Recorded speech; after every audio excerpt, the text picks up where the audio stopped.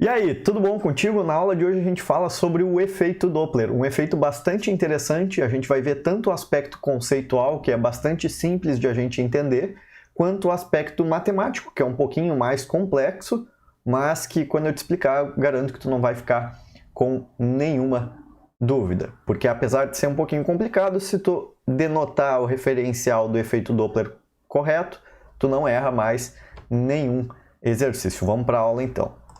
Para começar, gente, tu tem dois tipos de efeito Doppler, tá? O efeito Doppler ele é um efeito da ondulatória. Tu vai ter o efeito Doppler do som e o efeito Doppler da luz. O que vem a ser o efeito Doppler do som, para começar? É a alteração na frequência observada quando tu tem a aproximação de uma determinada fonte em relação a um determinado observador, ou um afastamento de uma determinada fonte em relação a um determinado observador. Por exemplo, nos carros de Fórmula 1, onde é bem presente esse efeito, o que acontece? Tu tem uma câmera numa posição fixa, com um microfone numa posição fixa, e daí quando o carro de Fórmula 1 passa, né, por aquele observador, tu tem aquele barulho tradicional, né? Aquele... né?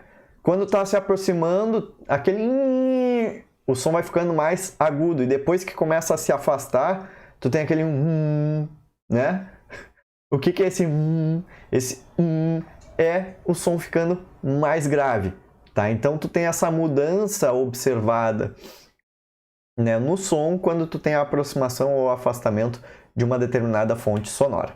Primeiro vamos estudar o caso onde a fonte e o observador estão parados, tá? Quando não tem nem aproximação nem afastamento.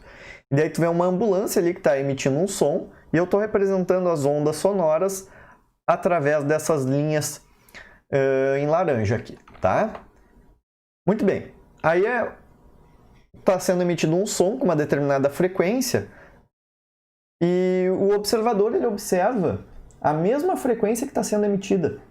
Vamos imaginar o seguinte, ó, só para tu entender o que é a frequência.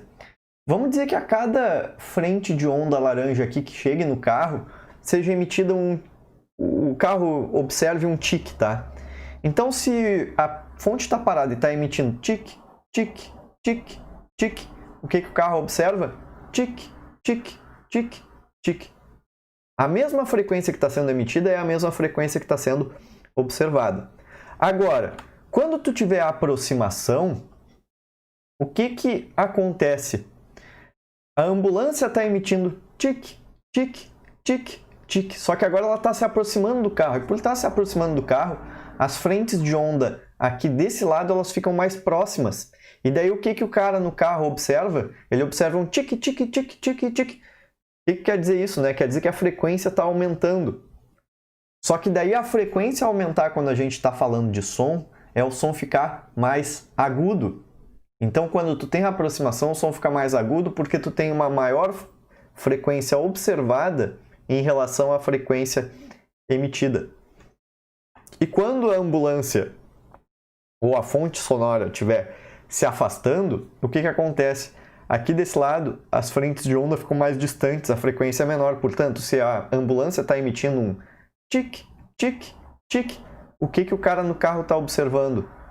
Como as frentes de onda estão chegando numa menor frequência, ele está observando tique, tique, tique, entendeu? O que acontece é que o número de frentes de onda que chega num determinado intervalo de tempo agora é menor do que o número de frentes de onda que está sendo emitido no mesmo intervalo de tempo aqui pela fonte sonora. Isso por quê? Porque a fonte sonora está se afastando do nosso observador. E daí quando a frequência fica menor, a frequência fica mais reduzida, a gente tem o som mais grave. Então, nesse caso aqui, se fosse um carro de Fórmula 1, é o que tu escutaria um... E daí aqui seria um... Entendeu? Mais agudo, frequência maior. Afastou, mais grave, frequência menor. Muito bem. Isso é falando conceitualmente do efeito Doppler do som. E agora, quando a gente fala da equação do efeito Doppler, gente. A equação do efeito Doppler, tá? A gente vai fazer ela assim, ó. a frequência observada, tá? Frequência observada, tu vai pegar a velocidade do som no ar, naquelas condições em que se encontram o observador e a fonte, geralmente 340 metros por segundo, né? Mas dependendo da temperatura pode ter outro valor a velocidade do som, e daí ele vai ter que te dizer na questão. Mais ou menos a velocidade do observador sobre a velocidade do som, mais ou menos a velocidade da fonte, que multiplica tudo isso aqui, a frequência emitida pela fonte. E muito cuidado, gente, muito cuidado. Como é que eu vou saber se o sinal ele é positivo ou negativo? Lembra que o sinal positivo ou negativo da velocidade sempre depende do referencial. E aqui no efeito Doppler a gente adota um referencial, digamos assim, especial, que te facilita calcular as coisas. Qual é o referencial que a gente adota? A gente adota o referencial onde o positivo vai estar na linha que une o observador à fonte. No sentido do observador para a fonte, vai ter a nossa orientação positiva do referencial.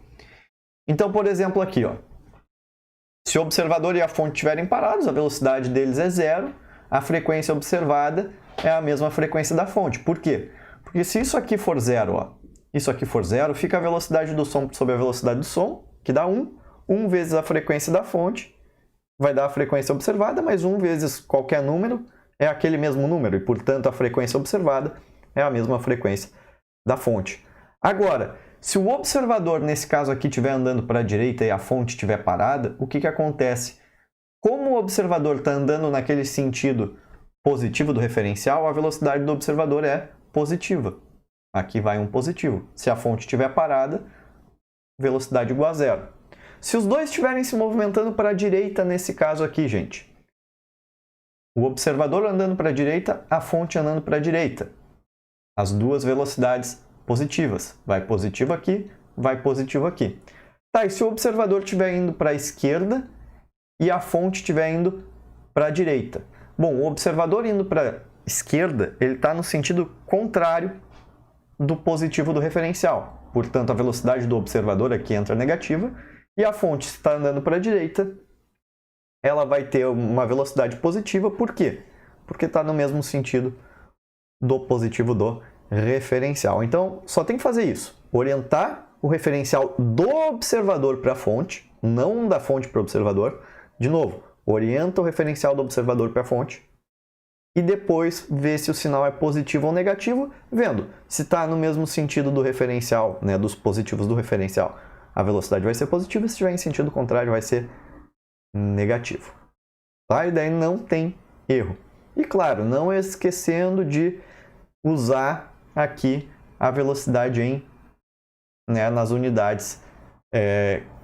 Não misturar quilômetro por hora com metro por segundo, por exemplo. Tá?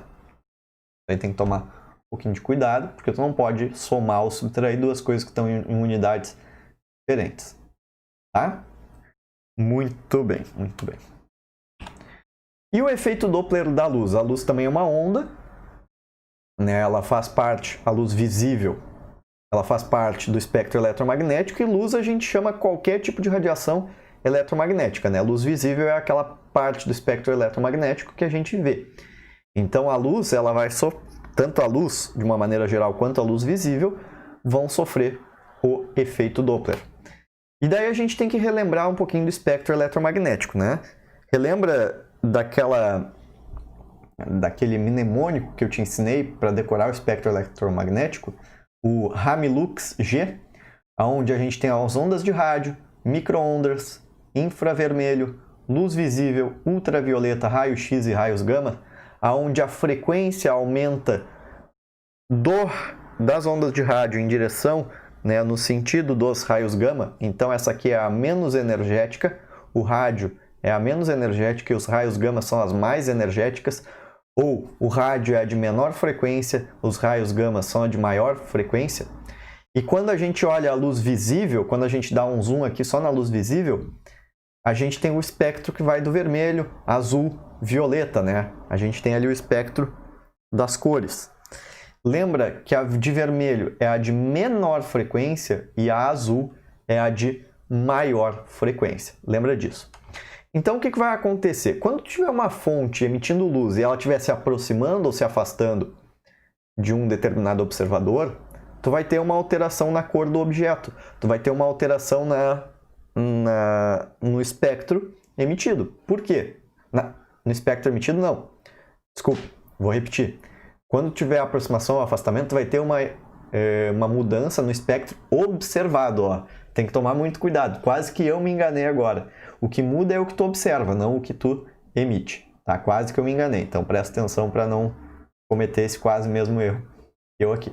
Tá? Então o espectro observado vai depender se tem movimento ou não da fonte em relação ao observador. Certo? Muito bem. Quando tu tiver a aproximação, tu tem um aumento na frequência. Né? Lembra da história dos tic-tic-tic-tic. Né? As frentes de ondas ficam mais pertinhas e daí tu tem um aumento na frequência. E aumentar a frequência é porque a gente tem um deslocamento pro azul, o chamado blue shift. E quando a gente tiver afastamento, a gente vai ter uma diminuição na frequência. Se é diminuição na frequência, a gente está indo pro vermelho. A gente tem o chamado redshift. E isso mostrou pra gente que o universo está se expandindo, tá, gente? O que acontece? Todo elemento, ele tem...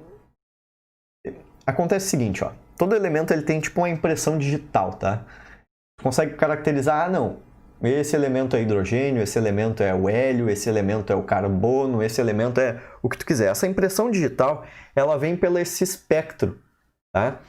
Quando tu tem uma estrela, a estrela vai emitir luz, tá? E se tu fizer a luz dessa estrela passar por um gás frio, né? Esse gás frio, ele absorve algumas radiações. E daí, por absorver algumas radiações, tu fica com algumas faixas escuras aqui no espectro. Se não tivesse esse gás frio, não teria aquelas faixas escuras, certo? Mas daí tem aquelas faixas escuras, e aquelas faixas escuras, elas permitem tu dizer de quais elementos aquelas estrelas são compostas. Porque o que acontece? Tu consegue fazer esse mesmo experimento aqui na Terra, tá? Tu faz a mesma coisa com o hidrogênio aqui na Terra, e daí tu vê que bem naquela posição ali, sei lá se é aqui ou aqui, mas digamos que seja aqui, ó, bem nessa posição tu tem o hidrogênio. Então, tanto faz se tu estiver olhando uma estrela, num experimento aqui da Terra, aquela faixa, aquela linha escura, ela vai estar na mesma posição, e daí te permite te dizer, não, esse aqui é o hidrogênio, esse aqui é o hélio, ou ali tem hidrogênio e hélio. Os cientistas sabem classificar isso olhando para esse espectro. Não cabe a gente agora discutir muito de como é que funciona esse espectro, tá? Mas a ideia é essa, é como se fosse uma impressão digital. Gente, o que acaba acontecendo quando tu tem uma fonte, uma estrela se afastando do observador, que no caso somos nós, né, na Terra, a gente vê um redshift. A gente vê que aquelas faixas ali, elas estão muito parecidas com ali em cima, elas só estão deslocadas um pouco para o vermelho. Então, se a fonte estiver se afastando, a gente tem esse redshift, aquelas faixas escuras elas estão um pouco mais para a esquerda, estão um pouco mais para as frequências menores. E se a gente tiver uma estrela se aproximando do observador, da Terra no caso, a gente tem um deslocamento blue shift para o azul, para frequências maiores. Tu percebe que o espaçamento entre as linhas é a mesma, o padrão é o mesmo, só está deslocado um pouco para a direita ou para a esquerda. Isso me permite me dizer, não, aquela estrela ela é composta por hidrogênio, hélio e sei lá mais o que, e ferro. Ou é composta por hidrogênio, hélio e sei lá outro elemento químico. Meus conhecimentos de química se limitam ao hidrogênio e ao hélio e ao ferro. Mas te permite dizer quais são os elementos. E além disso, se a estrela está se aproximando ou se afastando. E o que o Hubble, tá? Não o telescópio espacial, mas o cientista Hubble descobriu, analisando o espectro de milhares e milhares de estrelas, é que 99,99% deles, não sei se é essa proporção, mas é um número da quase totalidade de estrelas, elas têm um redshift. Ou seja, em relação à Terra, todas as estrelas estão se afastando. Isso só é possível Se o universo estiver se expandindo. E ainda tem mais o seguinte, quanto mais longe as estrelas estão, mais rápido elas se afastam da gente. Então, se o universo estiver se expandindo como um todo mundo vai estar se afastando de todo mundo. É o único jeito disso acontecer e isso é uma evidência tanto da expansão do universo quanto da teoria do Big Bang, né? Porque se o universo está se afastando, se acredita que, obviamente, hoje em dia as coisas estão mais distantes umas das outras e um dia elas estiveram mais próximas. E com isso tu também consegue determinar a idade do universo. Essa é uma parte bastante interessante de ser explorada do ponto de vista de filosofia da ciência, de história da ciência, de coisas interessantes da ciência. Mas no vestibular, em Enem, basta a gente saber essas definições mais básicas, tá bom? Espero que essa aula tenha sido proveitosa para ti. Se ficou com alguma dúvida, deixa ali nos comentários, tá? Não esquece também, né, do joinha, aquela coisa toda. Um grande abraço para ti. Tchau, tchau.